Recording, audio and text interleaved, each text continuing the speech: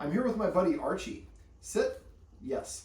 In this video, we're going to go over how you can use desensitization and counter conditioning to stop dogs from barking at sounds outside, which I'm kind of surprised he's not barking at that one. I would normally like to be controlling the stimulus. The stimulus, in case, is that sound. I'm guessing they're washing the building. They're doing some roofing on the house next door. Now, I'm going to be using a knock for this to get him worked up because it's one of the triggers for him. So, I forgot we also have a Donna in the house, and they will sometimes cascade off each other. Now, I'm not giving him the treat because he's barking, so sit, sit. I'm trying to get what I call a stopgap measure. Yes. So when I'm not rewarding him for barking, I'm rewarding him for the sit. So you saw when I knocked, that caused him to bark. So when I'm doing counter conditioning, desensitization is basically exposing the dog to something in a low level of stimulus so the dog does not react. And so the way that I do this is I lower the intensity by doing one of three things. I turn down the volume, I increase the distance, or if it's a motion activity, I slow down the speed. So what I'm going to do here is I've got a treat here, and typically for counter conditioning, I would provide the stimulus in a low level of intensity so he doesn't bark, and then provide him a treat. Now, if it's really strong like it is for him, I'm going to kind of start off by doing this. He's nibbling on a treat, and then I release. So you heard there was still a little bit of a grumble, but it wasn't full bark. So that was too much. So now I need to do it a little bit lighter. That was so subtle that, I mean, he might have almost not heard it. Now, this is not the ideal time to do this. I've been here for almost 2.5 hours. They're doing roofing next door. What I'm going to do is I'm going to gradually raise the level of what I'm doing. You do not have a soft mouth.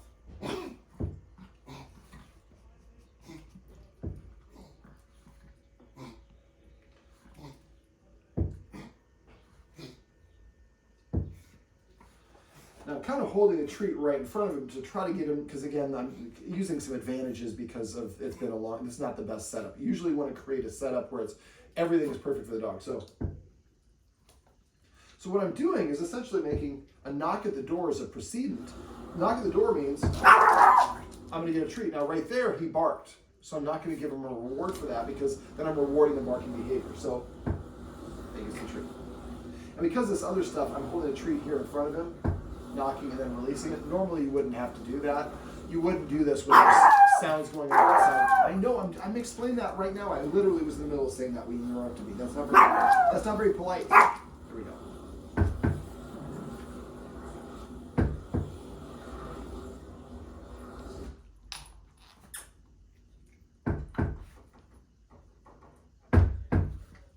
So you see I'm able to go louder and louder, and now I have two knocks. Now I'm going to add 3, so I go back to softer, and then eventually I'm going to raise that up and do the same thing. Now you're going to give a lot of treats for this. You can use kibble for this sort of thing if you need to. It's right here. So you see I'm not having to hold him in front of his mouth. Now this is not an ultimate transformation in one time like this.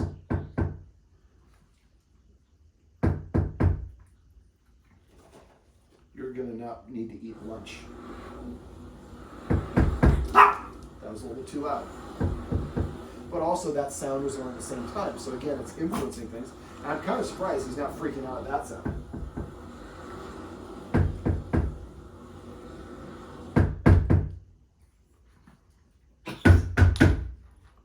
Now I've worked up to the point where I'm doing a pretty loud knock and he's not barking at it. So let's see if I can, whoops. Now you see that's an illustration of cortisol, the stress hormone in his blood. So now that's what I like to call practicing to failure. Come here, buddy. Hey. Come here, Archie. Practicing to failure is practicing until the dog does that. When we're doing this activity, that's the last thing we want. We want to end on a positive. So if you get to the point where he's really worked up, I might just go and make the last one a positive one. So when you're doing this, basically you want to make sure you have a treat that your dog really likes, no stimulus going on outside, so you're in control of this. I do this a lot for doorbells. When I do it with a doorbell, I record the audio of the doorbell.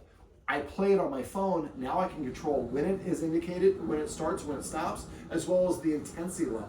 So I'm guessing you might have a little amp or something like that you can plug into. And eventually it sounds like people are doing power washes, or the police are at your door and the dog is looking around like, somebody owes me a treat for this.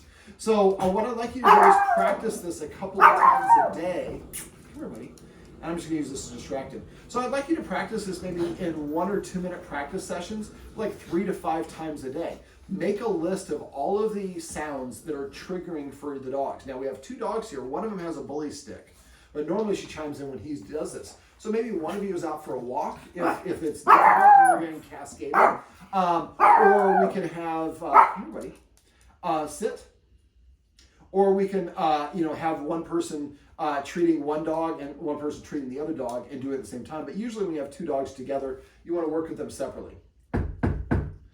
Well, this is my buddy Archie, and this is a little video on how you can use a little counter conditioning and desensitization to stop dogs from barking. Thank you. That sounds of the dog.